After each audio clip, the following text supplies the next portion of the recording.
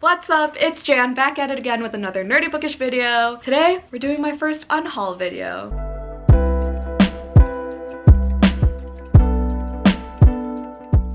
Okay, so I have all these books. I honestly will probably find more, maybe, I hope so, because I'm really stressed about how many books I've been buying, collecting, but for now, this is what we got. So I'm gonna start this off by saying I have a really, strong attachment to my books, sentimental-wise. I don't get rid of books that were, given to me, that had some sort of significance. Like, Circe, I didn't like, and I would have unhauled, but it was my very first Book of the Month book, and I freaking adore Book of the Month, so, it holds sentimental value. Maybe I'll reread it one day if someone convinces me to give my most disappointing books a second chance. I don't know. But with that being said, I've read all of these except two. One of them I've had since literally 5th grade. I think either elementary school or middle school, one of those. But I've had it for so long and I'm never gonna read it because I hate the cover, hate the premise. I DNF'd it in whenever I got it, and it was for summer reading. I bought a different one to replace it because I hated it so much. And then the other one that I haven't read on this in the stack yet is a book by James Patterson, which I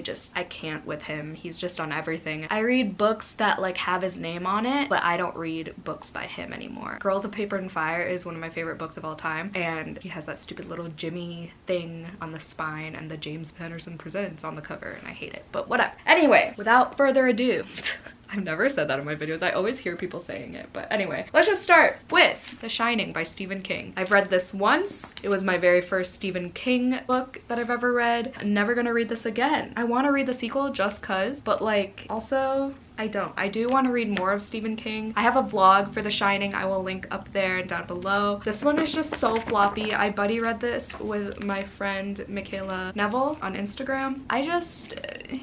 I'm never gonna reread it. I don't care. Didn't want to think about it ever after finishing it. I don't know. It does have a lot of highlights and tabs, so I have to untab it. It was a decent time. I think I gave it 3 stars, and I laughed a few times, and I was freaked out a couple times too. But at the end of the day, it's Stephen King. He has a lot of other books that I could read instead of rereading this one, so I am okay with getting this off my shelf. The next one is 4 by Veronica Roth. This is the 4th in the Divergent series, and I actually won this from a book review contest at my local library literal years ago, 2015, 2014 or something like that, I don't know. And I literally just wrote a book review really quickly, in 10 minutes, about The Fault in Our Stars by John Green, just because even if you just submitted a review, you got a $5 Starbucks gift card.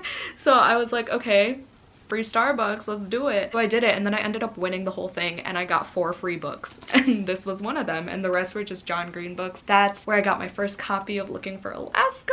This was one of them, and I don't need it anymore. I'm sure I could find it at the library if I wanted to. I got it for free, so I'm not losing anything. Yes, it has sentimental value, but I also have 3 other books that have the same memory attached to it, so I'm okay with letting this one go. And I don't have any of the other ones in the series, so whatever. Next is that James Patterson book that I got from a library sale. It's called Zoo.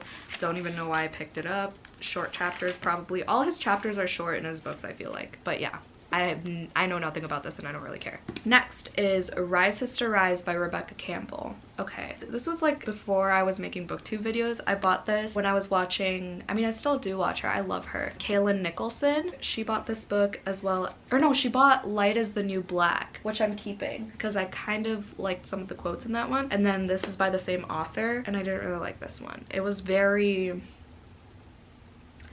I don't even know. It was just too out there for me, and it's a self-help book and it didn't motivate me or inspire me in any way, so I'm just getting rid of it. Also, I was talking to Ada, I think that's how you say her name, but it's spelled Ada, like ADA, from Curly Book Reader on Instagram, about whether or not I should sell these to half-price books and knowing I'm gonna get ripped off because I've done it before, or make a depop. And she convinced me to make a depop, so I gotta remember to do that. But I don't know, these are pretty popular books, so I feel like half-price books might know. If I make a depop in a couple days, I'll have it linked down below if I remember. Otherwise, check my link tree on my Bookstagram, which will be linked down below for sure. The next 2 is the 1st and 2nd book to the Truly Devious series by Maureen Johnson. Okay, an ex-boyfriend gave this to me when we were dating still, so I don't really care. I don't want these on my shelves.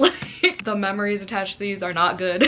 So I just don't want them anymore. I liked Truly Devious, but I read the second and third and I didn't even like really care. I was so excited for the second one. I remember being so stoked for it, and then it was kind of a disappointment, and then the third one came out, which I read last year thinking it was the last one because I wanted to finish a series for once, and then I heard a fourth one was coming out and I was like, wow, fuck my life. So these are going bye-bye. I'll probably sell them together on Depop, so let me know if you're interested. DM me on Instagram or whatever. The next one I'm getting rid of is Hunted by Megan Spooner. This is a Beauty and the Beast retelling that I read during my Beauty and the Beast themed reading vlog. I'll link both of them down below, part 1 and part 2. This was the one I liked the least. Oh wait, no. Beauty and the Beast, like the original story, non-Disney, not anything, not a retelling. I don't know why I had to elaborate on original. Original is original. Duh. Anyway, that's the one I like the least, but this is the retelling that I like the least. I think it was also because I just read ACOTAR right before this, or at the same time as this, and I just didn't like this one as much because, you know, nothing compares to ACOTAR in terms of Beauty and the Beast retellings. In my opinion, I don't remember anything about this book. She's a huntress and she gets captured, and she has like really good bow and arrow abilities, so the beast keeps her around. But I don't know, I just didn't like it. I know I liked like some of the family parts maybe, or maybe I didn't. I don't know. You see why I'm unhauling this? I'm getting rid of everything. I read this right after watching the movie. I watched the movie first for this book, and it was like one of my few exceptions. I really loved the movie at the time, but you know, I'm never gonna read this again. I really liked all the mixed media and the short chapters, but like I know what happens. It's very YA. I like the movie better than the book. The cover is really cool, but I grew out of this one, I feel like. The next book is Topics of Conversation by Miranda Popke. This one was my, well, Circe was my first book of the month book. That was like my intro book, you know? Like I got Circe for $5, and then my first like official like of the 5 selections of book of the month book was this, and I hated it. And then I told them I hated it because they like ask you to review it on the app. Well, now it's an app, but on the website. And then I like disliked it, and I guess they detected that it was like my first like official book, so they like gifted me another book pick for free, like just an add-on, and I got Untamed by Glennon Doyle because of this book being a piece of shit. It's like super short, so I was keeping it for a while because I was trying to convince myself that I'll reread it one day because it does have some good quotes, I think, but also why the fuck would I reread it if I hated it so much the first time? It's basically about this woman who just like talk about herself, and like there's like feminist topics, motherhood topics, loneliness, art, pain, anger, envy, guilt, in language that sizzles with intelligence and eroticism. Those are probably the buzzwords that got me to pick this book, but it did not deliver what I wanted. So The Mothers by Britt Bennett I'm getting rid of, just because, I mean, it's called The Mothers. It deals with motherhood and pregnancy and stuff, and everyone who knows me knows I am not about that. I don't want kids. Nope.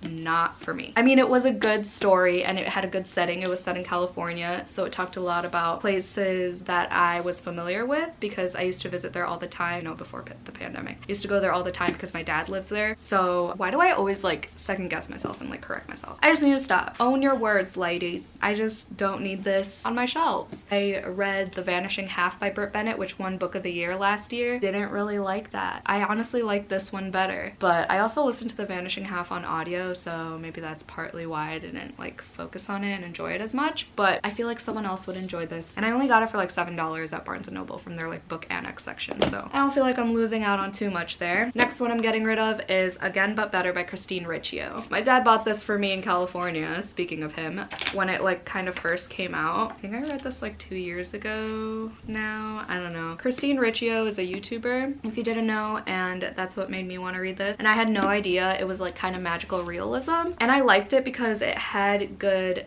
I think I gave it 5 stars at the time, but looking back, I would change it if I changed my ratings, but I don't change my ratings. She like travels because she's in college and she like wants to, you know, come out of her shell basically, and so she does all these things, and then she, I think, studies abroad or something, and then so it talks about her being in this whole new country. I think she goes to Paris? Italy.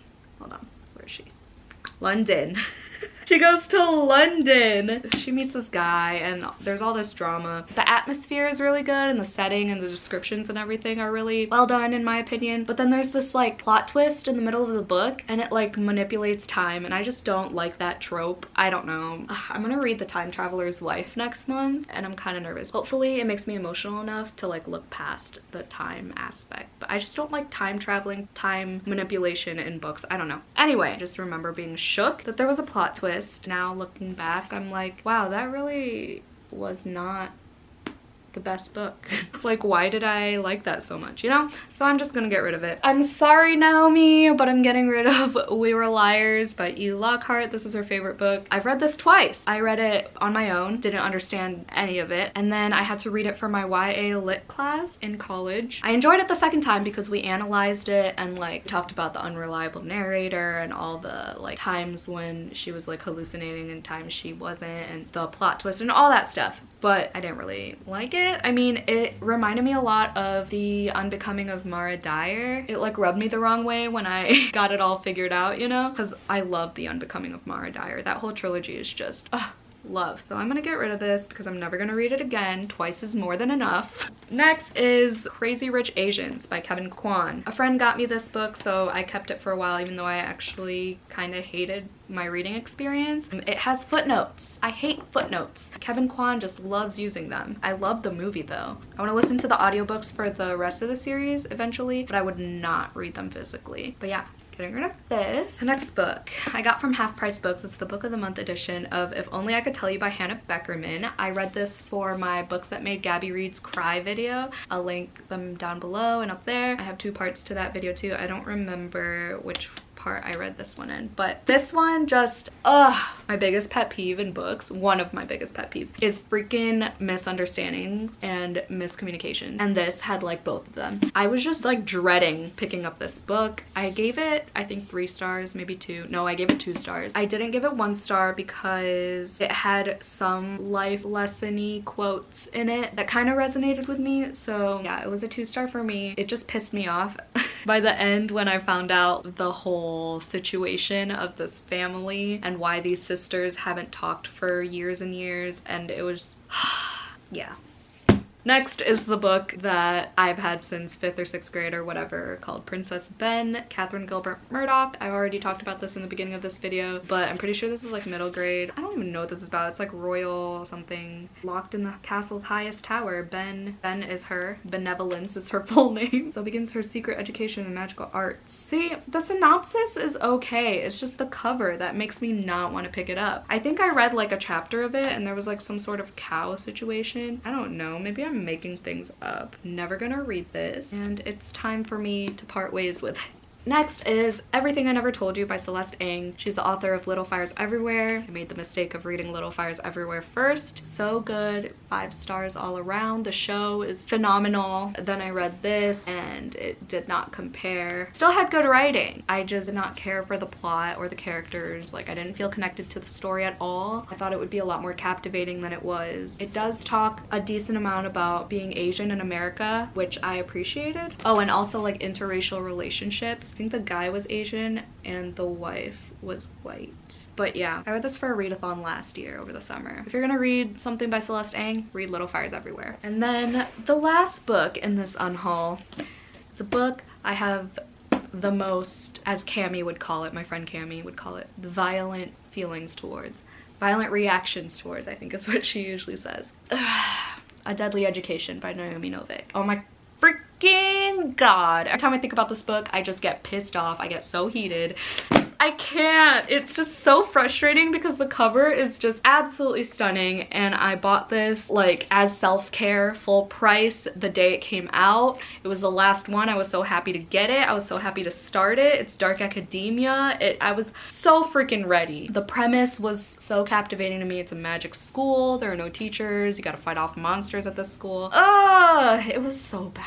The writing style didn't jive with. The characters, awful. The main character, most awful of them all. She just tried to be funny the whole time, but like her sense of humor was just not cute, and like half the time it was just straight out rude, which I hate. Like, Oh my god. And then she was so juvenile at times, and by the end of the book, like, she and her love interest or whatever had to have the whole discussion of like what they are, and like, but it was done in such a young way, and I hated it. I hated this book, and I'm so glad I'm getting rid of it. I just couldn't get myself to get rid of it because it's so pretty, and I was just gonna use it as like decor, but every time I see it I just get freaking infuriated.